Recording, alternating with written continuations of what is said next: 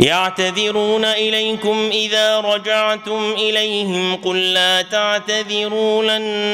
نؤمن لكم قد نبأنا الله من أخباركم وسيرى الله عملكم ورسوله ثم تردون إلى عالم الغيب والشهادة فينبئكم بما كنتم تعملون. سيحلفون بالله لكم إذا انقلبتم إليهم لتعرضوا عنهم فأعرضوا عنهم إنهم رجس ومأواهم جهنم جزاء بما كانوا يكسبون. يحلفون لكم لترضوا عنهم فإن ترضوا عنهم فإن الله لا يرضى عن القوم الفاسقين. الأعراب أشد كفرا ونفاقا وأجدر ألا يعلموا حدود ما أنزل الله على رسوله والله عليم حكيم. ومن الأعراب من يتخذ ما ينفق مغرما ويتربص بكم الدوائر عليهم دائرة السوء والله سميع عليم. ومن الأعراب من يؤمن بالله واليوم الآخر ويتخذ ما ينفق قربات عند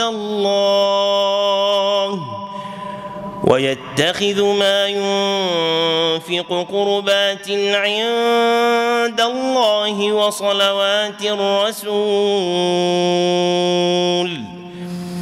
ألا إنها قربة لهم سيدخلهم الله في رحمته إن الله غفور رحيم. والسابقون الأولون من المهاجرين والأنصار والذين اتبعوهم بإحسان رضي الله عنهم ورضوا عنه وأعد لهم جنات تجري تحتها الأنهار خالدين فيها أبدا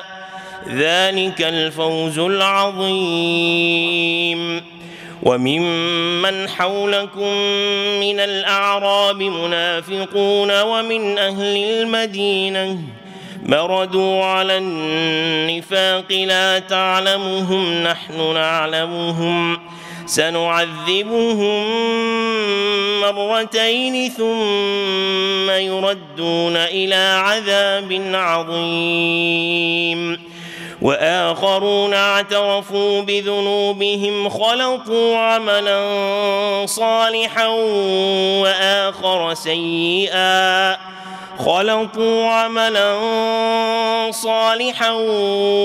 وآخر سيئا عسى الله أن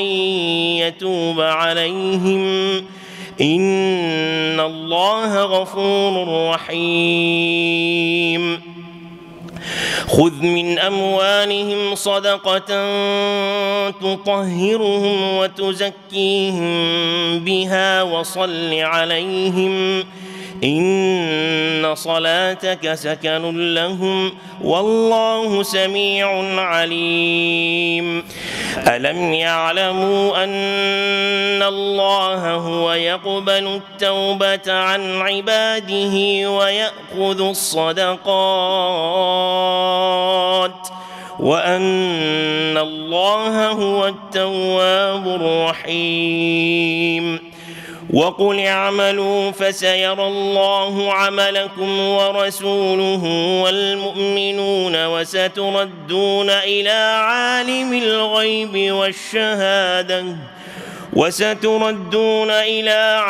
الغيب والشهادة فينبئكم بما كنتم تعملون. وآخرون مرجون لأمر الله إما يعذبهم وإما يتوب عليهم والله عليم حكيم. والذين اتخذوا مسجدا ضرارا وكفرا وتفريقا بين المؤمنين وإرصادا لمن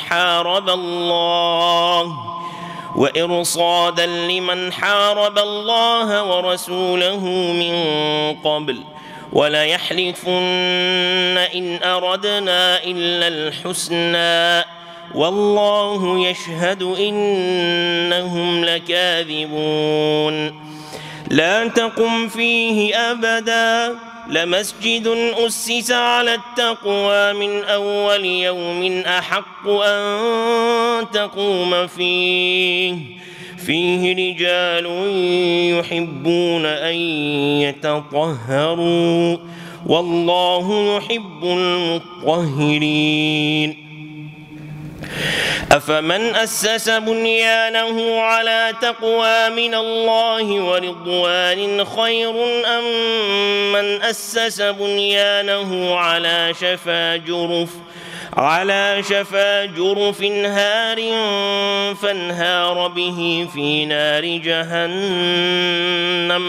والله لا يهدي القوم الظالمين. لا يزال بنيانهم الذي بنوا ريبة في قلوبهم إلا أن تقطع قلوبهم والله عليم حكيم. إن الله اشترى من المؤمنين أنفسهم وأموالهم بأن لهم الجنة يقاتلون في سبيل الله فيقتلون ويقتلون وعدا عليه حقا في التوراة والإنجيل والقرآن ومن أوفى بعهده من الله فاستبشروا ببيعكم الذي بايعتم به وذلك هو الفوز العظيم. التائبون العابدون الحامدون السائحون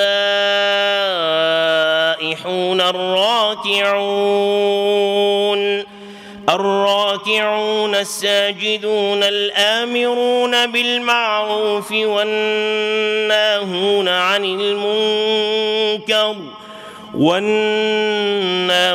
عن المنكر والحافظون لحدود الله وبشر المؤمنين. ما كان للنبي والذين آمنوا أن يستغفروا للمشركين ولو كانوا أولي قربى من بعد ما تبين لهم أنهم أصحاب الجحيم. وما كان استغفار إبراهيم لأبيه إلا عن موعدة وعدها إياه فلما تبين له أنه عدو لله تبرأ منه إن إبراهيم لأواه حليم. وما كان الله ليضل قوما بعد إذ هداهم حتى يبين لهم ما يتقون إن الله بكل شيء عليم. إن الله له ملك السماوات والأرض يحيي ويميت وما لكم من دون الله من ولي ولا نصير. لقد تاب الله على النبي والمهاجرين والأنصار الذين اتبعوه في ساعة العسرة الذين اتبعوه في ساعة العسرة من بعد ما كاد يزيغ قلوب فريق منهم ثم تاب عليهم إنه بهم رءوف رحيم. وعلى الثلاثة الذين خلفوا حتى إذا ضاقت عليهم الأرض بما رحبت وضاقت عليهم أنفسهم وظنوا أن لا ملجأ من الله إلا إليه ثم تاب عليهم ليتوبوا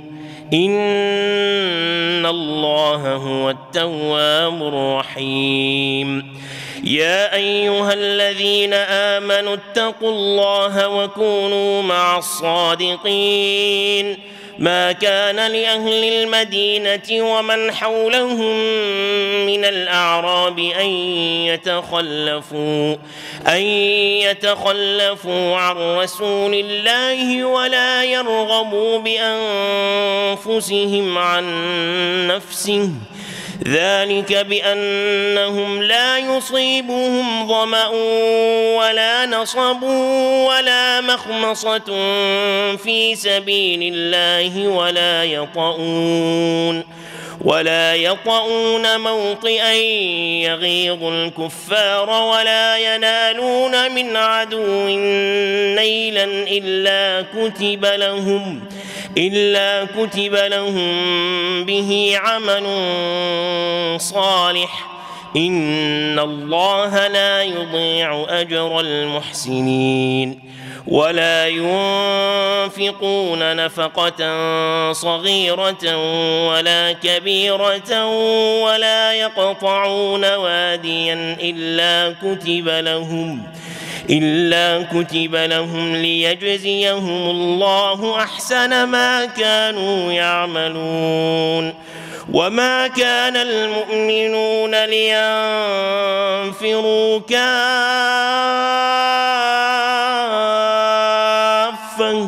فلولا نفر من كل فرقة منهم طائفة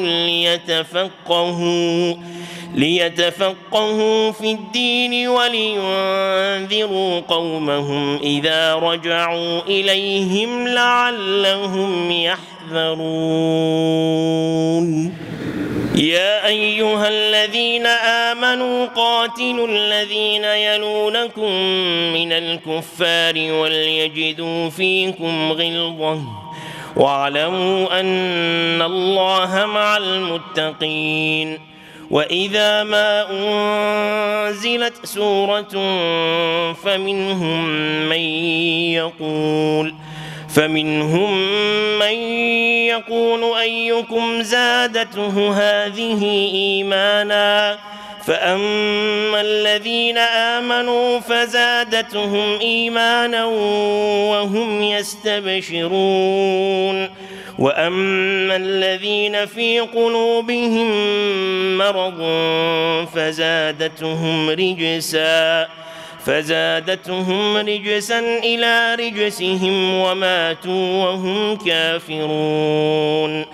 أولا يرون أنهم يفتنون في كل عام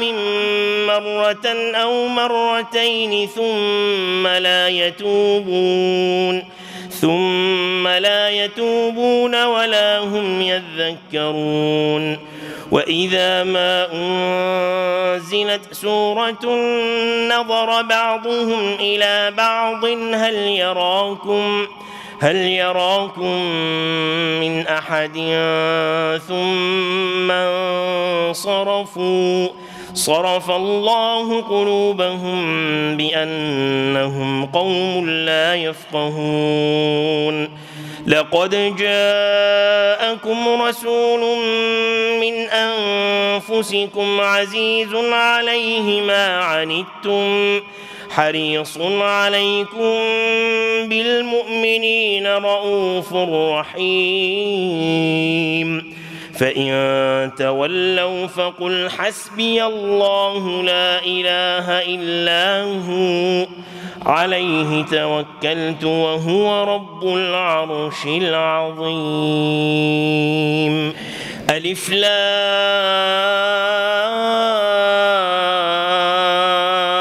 را تلك آيات الكتاب الحكيم. أكان للناس عجبا أن أوحينا إلى رجل منهم أن أنذر الناس وبشر الذين آمنوا وعملوا الصالحات أن لهم قدم صدق عند ربهم. قال الكافرون إن هذا لساحر مبين. إن ربكم الله الذي خلق السماوات والأرض في 6 أيام ثم استوى على العرش ما لكم من دونه من ولي ولا شفيع يدبر الأمر ما من شفيع إلا من بعد إذنه ذلكم الله ربكم فاعبدوه أفلا تذكرون. إليه مرجعكم جميعا وعد الله حقا إنه يبدأ الخلق ثم يعيده ليجزي الذين آمنوا وعملوا الصالحات بالقسط والذين كفروا لهم شراب من حميم وعذاب أليم بما كانوا يكفرون. هو الذي جعل الشمس ضياء والقمر نورا وقدره منازل لتعلموا عدد السنين والحساب ما خلق الله ذلك إلا بالحق يفصل الآيات لقوم يعلمون. إن في اختلاف الليل والنهار وما خلق الله في السماوات والأرض لآيات لقوم يتقون. إن الذين لا يرجون لقاءنا ورضوا بالحياة الدنيا واطمأنوا بها والذين هم عن آياتنا غافلون أولئك مأواهم النار بما كانوا يكسبون. إن الذين آمنوا وعملوا الصالحات يهديهم ربهم بإيمانهم تجري من تحتهم الأنهار في جنات النعيم دعواهم فيها سبحانك اللهم وتحيتهم فيها سلام وآخر دعواهم أن الحمد لله رب العالمين. ولو يعجل الله للناس الشر واستعجالهم بالخير لقضي إليهم أجلهم فنذر الذين لا يرجون لقاءنا في طغيانهم يعمهون. وإذا مس الإنسان الضر دعانا لجنبه أو قاعدا أو قائما فلما كشفنا عنه ضره مر كأن لم يدعنا إلى ضر مسه كذلك زين للمسرفين ما كانوا يعملون. ولقد أهلكنا القرون من قبلكم لما ظلموا وجاءتهم رسلهم بالبينات وما كانوا ليؤمنوا كذلك نجزي القوم المجرمين. ثم جعلناكم خلائف في الأرض من بعدهم لننظر كيف تعملون. وإذا تتلى عليهم آياتنا بينات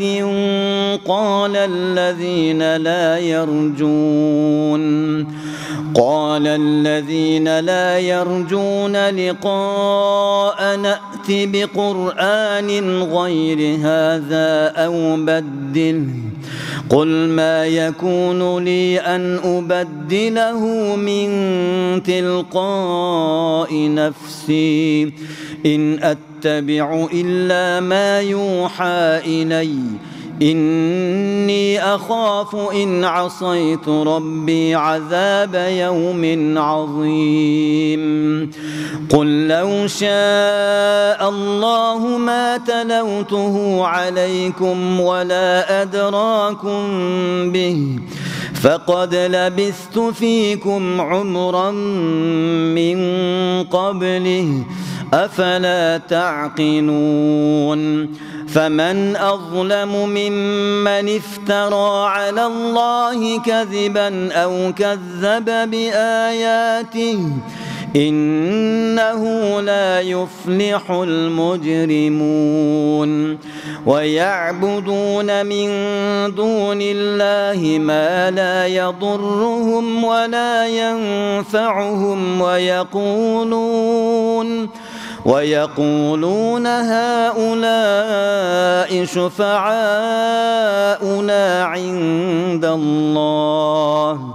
قل أتنبئون الله بما لا يعلم في السماوات ولا في الأرض سبحانه وتعالى عما يشركون وما كان الناس إلا أمة واحدة فاختلفوا ولولا كلمة سبقت من ربك لقضي بينهم فيما فيه يختلفون ويقولون لولا أنزل عليه آية من ربه فقل إنما الغيب لله فانتظروا إني معكم من المنتظرين وإذا أذقنا الناس رحمة من بعد ضراء مستهم إذا لهم مكر في آياتنا قل الله أسرع مكرا إن رسلنا يكتبون ما تمكرون هو الذي يسيركم في البر والبحر حتى إذا كنتم في الفلك وجرين بهم بريح طيبة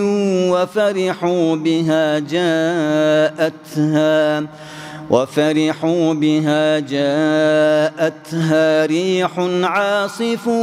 وجاءهم الموج من كل مكان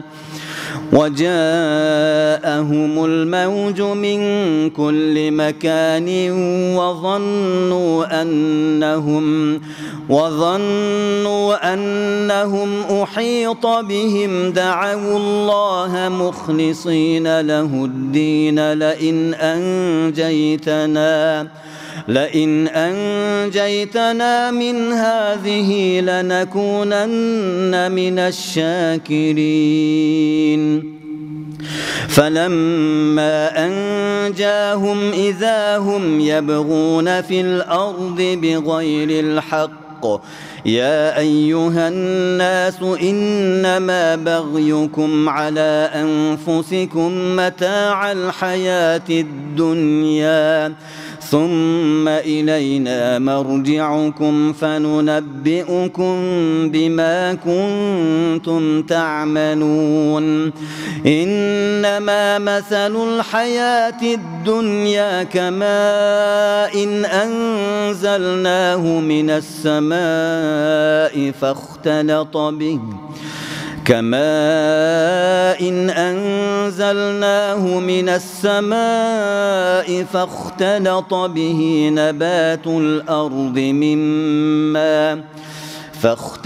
به نبات الأرض مما يأكل الناس والأنعام حتى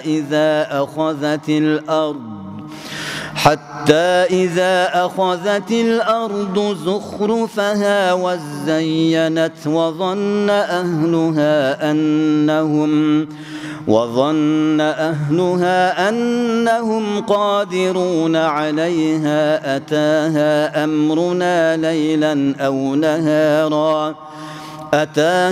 أمرنا ليلا أو نهارا فجعلناها حصيدا كأن لم تغن بالأمس كذلك نفصل الآيات لقوم يتفكرون والله يدعو إلى دار السلام ويهدي من يشاء إلى صراط مستقيم للذين أحسنوا الحسنى وزيادة ولا يرهق وجوههم قتر ولا ذلة أولئك أصحاب الجنة هم فيها خالدون والذين كسبوا السيئات جزاء سيئة بمثلها وترهقهم ذلة ما لهم من الله من عاصم كأنما أغشيت وجوههم قطعا من الليل مظلما أولئك أصحاب النار هم فيها خالدون ويوم نحشرهم جميعا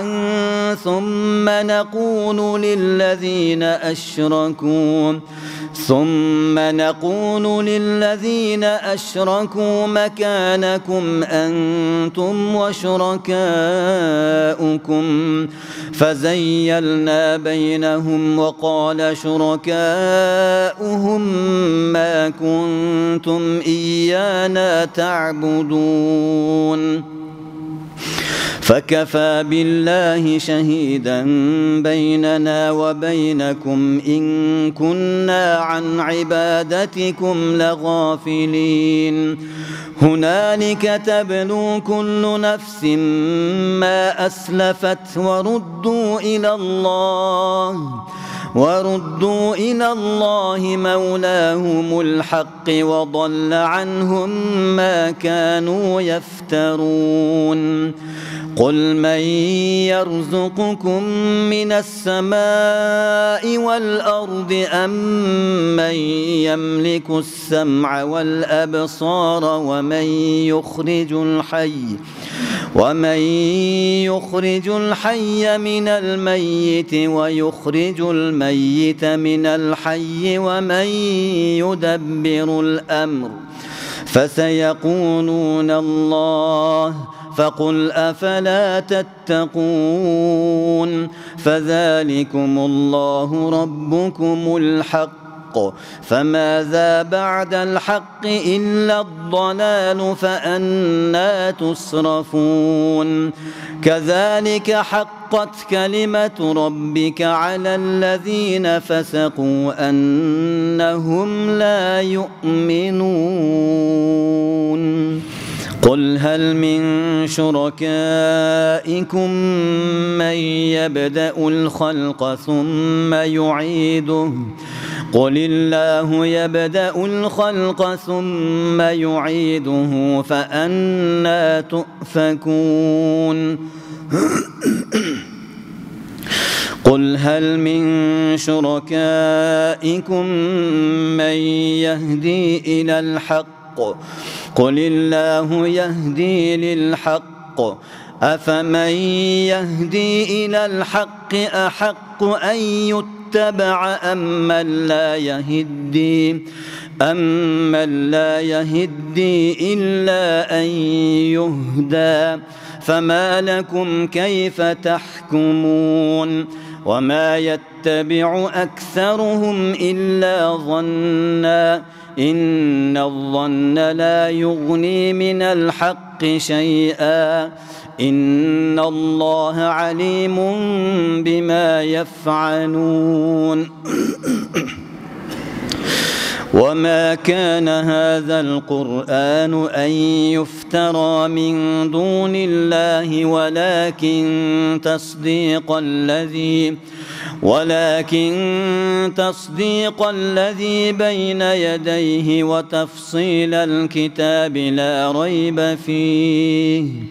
وتفصيل الكتاب لا ريب فيه من رب العالمين أم يقولون افتراه قل فأتوا بسورة مثله وادعوا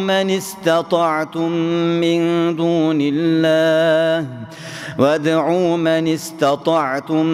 من دون الله إن كنتم صادقين بل كذبوا بما لم يحيطوا بعلمه ولما يأتهم تأويله كذلك كذب الذين من قبلهم فانظر كيف كان عاقبة الظالمين ومنهم من يؤمن به ومنهم من لا يؤمن به وربك أعلم بالمفسدين وإن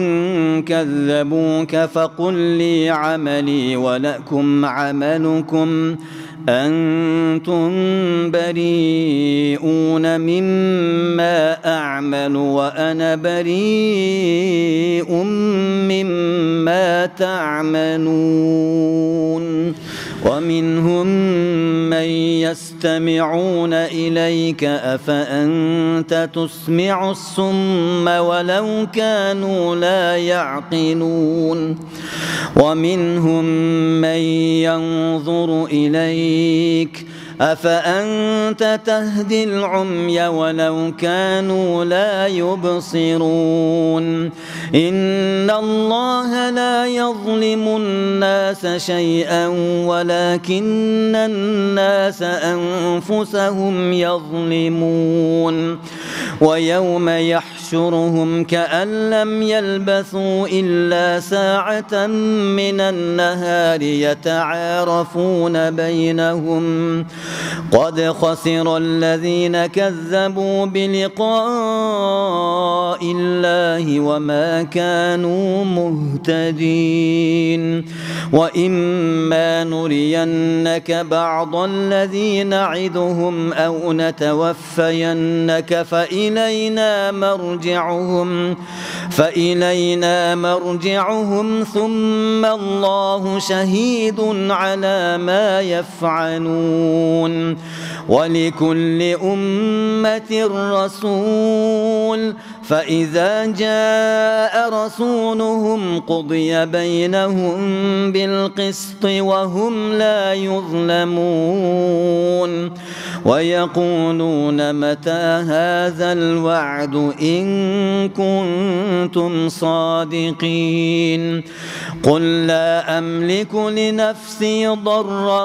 ولا نفعا إلا ما شاء الله لكل أمة أجل إذا جاء أجلهم فلا يستأخرون ساعة ولا يستقدمون قل أرأيتم إن أتاكم عذابه بياتا أو نهارا ماذا يستعجل منه المجرمون أثم إذا ما وقع آمنتم به الآن وقد كنتم به تستعجلون ثم قيل للذين ظلموا ذوقوا عذاب الخلد هل تجزون إلا بما كنتم تكسبون ويستنبئونك أحق هو قل إي وربي إنه لحق وما أنتم بمعجزين ولو أن لكل نفس ظلمت ما في الأرض لافتدت به وأسروا الندامة لما رأوا العذاب وقضي بينهم بالقسط وهم لا يظلمون ألا إن لله ما في السماوات والأرض ألا إن وعد الله حق ولكن أكثرهم لا يعلمون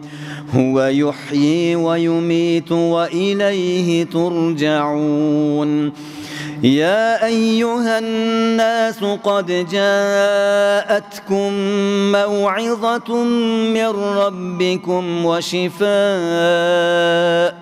وشفاء لما في الصدور وهدى ورحمة للمؤمنين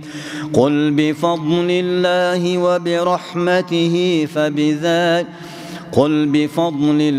وبرحمته فبذلك فليفرحوا هو خير مما يجمعون قل أرأيتم ما أنزل الله لكم من رزق فجعلتم منه حراما وحلالا قل الله أذن لكم أم على الله تفترون وما ظن الذين يفترون على الله الكذب يوم القيامة إن الله لذو فضل على الناس ولكن أكثرهم لا يشكرون وما تكون في شأن وما تتلو منه من قرآن ولا تعملون من عمل إلا كنا عليكم شهودا إذ تفيضون فيه وما يعزب عن ربك من مثقال ذرة في الأرض ولا في السماء ولا أصغر من ذلك ولا أكبر إلا في كتاب مبين ألا إن أولياء الله لا خوف عليهم ولا هم يحزنون الذين آمنوا وكانوا يتقون لهم البشرى في الحياة الدنيا وفي الآخرة لا تبديل لكلمات الله ذلك هو الفوز العظيم ولا يحزنك قولهم إن العزة لله جميعا هو السميع العليم ألا إن لله من في السماوات ومن في الأرض وما يتبع الذين يدعون من دون الله شركاء إن يتبعون إلا الظن وإن هم إلا يخرصون هو الذي جعل لكم الليل لتسكنوا فيه والنهار مبصرا إن في ذلك لآيات لقوم يسمعون قالوا اتخذ الله ولدا سبحانه هو الغني له ما في السماوات وما في الأرض إن عندكم من سلطان بهذا أتقولون على الله ما لا تعلمون قل إن الذين يفترون على الله الكذب لا يفلحون متاع في الدنيا ثم إلينا مرجعهم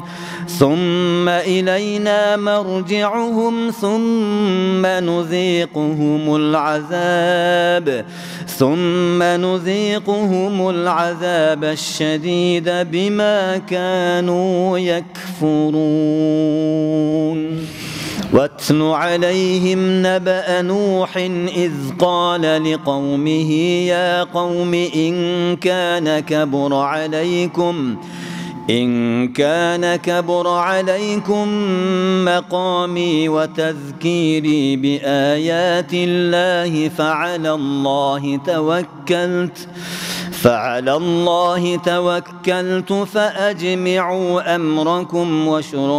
فأجمعوا أمركم وشركاءكم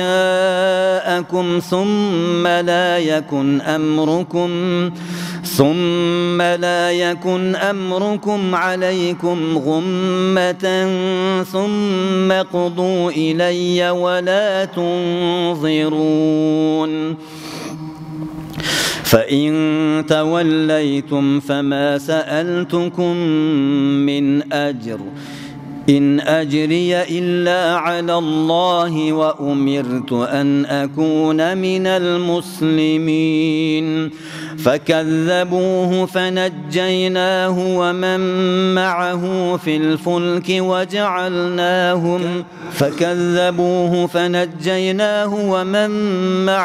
في الفلك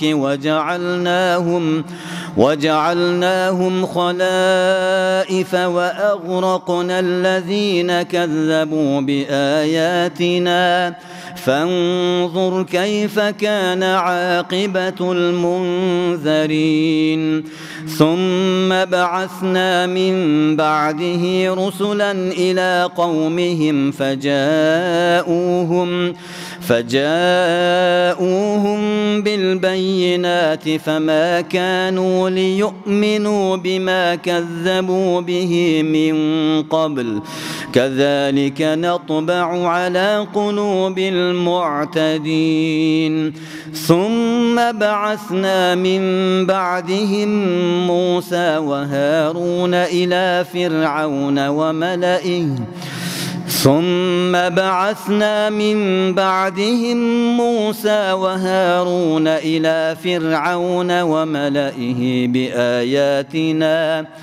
إلى فرعون وملئه بآياتنا فاستكبروا وكانوا قوما مجرمين فلما جاءهم الحق من عندنا قالوا إن هذا لسحر مبين قال موسى أتقولون للحق لما جاءكم أسحر هذا ولا يفلح الساحرون قالوا أجئتنا لتلفتنا عما وجدنا عليه آباءنا وتكون لكما الكبرياء في الأرض وما نحن لكما بمؤمنين وقال فرعون ائتوني بكل ساحر عليم فلما جاء السحرة قال لهم موسى ألقوا ما أنتم ملقون فلما ألقوا قال موسى ما جئتم به السحر إن الله سيبطله إن الله لا يصلح عمل المفسدين ويحق الله الحق بكلماته ولو كره المجرمون فما آمن لموسى إلا ذرية من قومه على خوف من فرعون وملئهم أن يفتنهم وإن فرعون لعال في الأرض وإنه لمن المسرفين. وقال موسى يا قوم إن كنتم آمنتم بالله فعليه توكلوا إن كنتم مسلمين. فقالوا على الله توكلنا ربنا لا تجعلنا فتنة للقوم الظالمين ونجنا برحمتك من القوم الكافرين.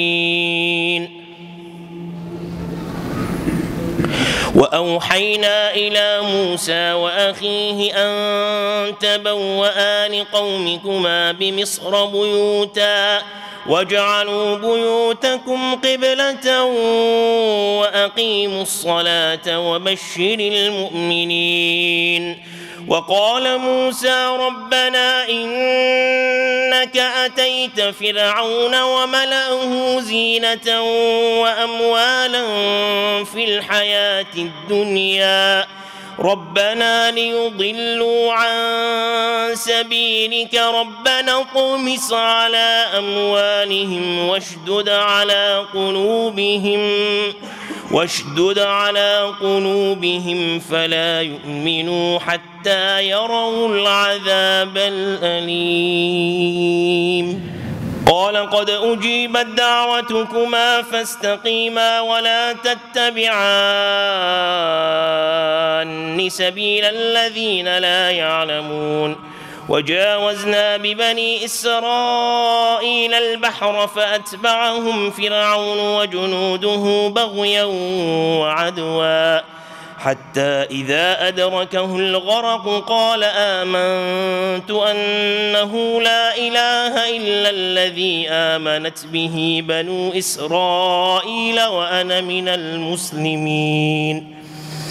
الآن وقد عصيت قبل وكنت من المفسدين فاليوم ننجيك ببدنك لتكون لمن خلفك آية وإن كثيرا من الناس عن آياتنا لغافلون. ولقد بوأنا بني إسرائيل مبوأ صدق ورزقناهم من الطيبات فما اختلفوا حتى جاءهم العلم إن ربك يقضي بينهم يوم القيامة فيما كانوا فيه يختلفون. فإن كنت في شك مما أنزلنا إليك فاسأل الذين يقرؤون الكتاب من قبلك لقد جاءك الحق من ربك فلا تكونن من الممترين ولا تكونن من الذين كذبوا بآيات الله فتكون من الخاسرين. إن الذين حقت عليهم كلمة ربك لا يؤمنون ولو جاءتهم كل آية حتى يروا العذاب الأليم. فلولا كانت قرية آمنت فنفعها إيمانها إلا قوم يونس لما آمنوا كشفنا عنهم عذاب الخزي في الحياة الدنيا ومتعناهم إلى حين. ولو شاء ربك لآمن من في الأرض كلهم جميعا أفأنت تكره الناس حتى يكونوا مؤمنين وما كان لنفس أن تؤمن إلا بإذن الله ويجعل الرجس على الذين لا يعقلون. قل انظروا ماذا في السماوات والأرض وما تغني الآيات والنذر عن قوم لا يؤمنون فهل ينتظرون إلا مثل أيام الذين خلوا من قبلهم قل فانتظروا إني معكم من المنتظرين ثم ننجي رسلنا والذين آمنوا كذلك حقا علينا ننجي المؤمنين قل يا أيها الناس إن كنتم في شك من ديني فلا أعبد الذين تعبدون من دون الله ولكن أعبد الله الذي يتوفاكم وأمرت أن أكون من المؤمنين